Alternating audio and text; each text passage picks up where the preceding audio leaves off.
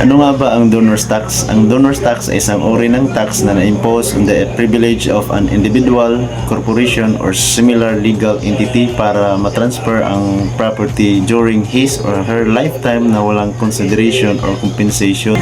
Paano nga ba i-compute ang donor's tax? Ang donor's tax po ay mayroong rate na 6%.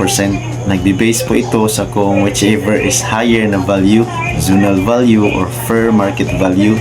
Palagay nating si Jidane nag-donate ng real property kay Erica at kay Kyrie na may zonal value na 3 million at ang fair market value ay 2 million.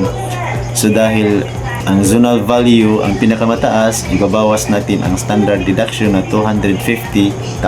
So 3 million minus 250,000 na standard deduction, ang titira ay 2,750,000 times 6%. Ang donor's tax po ay 165,000. Paano kung merong tig 1.5 million real property ang mag-asawang Jervy at Daniel at lahat ng real property nila ay bibigay nila sa kanilang anak na may total na 3 million? Paano naman ang magiging computation?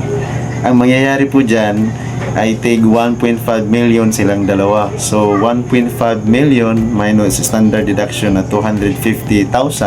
Ang bawat isa sa kanila ay may natitirang 1,250,000 times 6% equals 75,000 ang mababayaran na donor's tax bawat isa.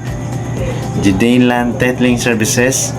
Follow for more land titling tips.